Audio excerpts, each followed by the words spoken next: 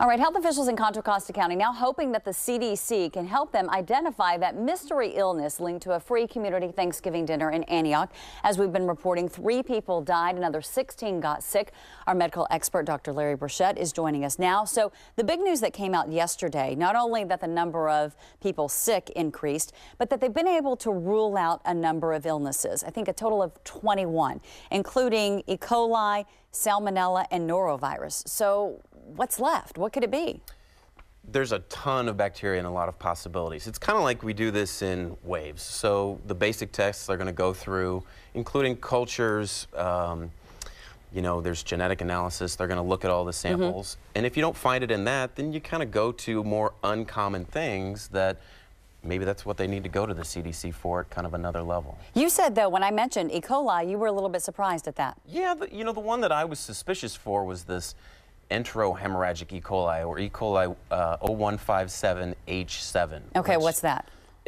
It's kind of a nasty one. If you look back, there's a lot of outbreaks, mainly with beef, hamburgers that aren't cooked too much, and people can develop this hemolytic uremic syndrome. Very serious. People end up dying from it. I was kind of thinking that that's what they would have found because, I don't know what the numbers are now, but 3 people died. It's one of the just more serious, nasty, and grave. Like more aggressive? Bacteria. Yeah, but more aggressive bacteria. So I'm surprised to hear that's been ruled out. Yeah. The fact, though, that the food came from a lot of different sources. Some was made at that facility, some was pre-cooked and just warmed up. That seems like that would make it difficult to identify the actual source of what made people sick. Yeah, it sure makes it more complicated. Yeah.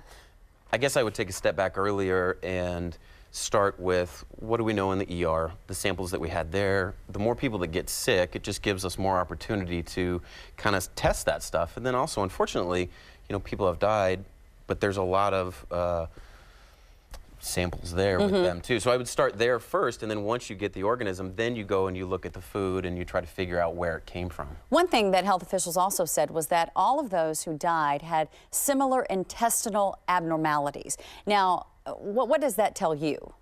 God, it just makes me think about the E. coli. But again, there's a lot of different bacteria.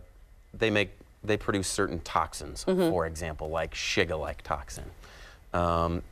And one feature of this hemolytic uremic syndrome, hemolytic means bleeding, so they may have had intestinal bleeding or certain ulcers or certain characteristics that when you look at the intestines, either on a colonoscopy or under a microscope, they have the same findings. Or maybe they have certain kinds of lymphocytes that are, with the cells. So there's certain findings that, again, usually that can kind of steer us in a direction of, oh, okay, it's more likely that it's this bacteria than that one.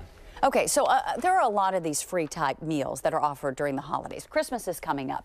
How do people who are serving these meals, what sort of safety precautions should they take? Well, and this is definitely in the public health realm. Yeah. Number one is cook the food thoroughly. I don't think I would offer any raw food, especially given this this outbreak. The next thing is the time to preparation is another big thing. So if you're going to prepare it, I don't know what their regulations are in terms of the day before or hours before. I think it's a little lenient, too, when you're talking about a community sort of, event versus one like at St. Anthony's or something like that where there's strict protocol. And then just basic cleanliness stuff. Wash your hands when you're preparing the food. Some of these, although I don't think this one, can be fecal oral. Somebody gets sick and then they're involved in the food preparation.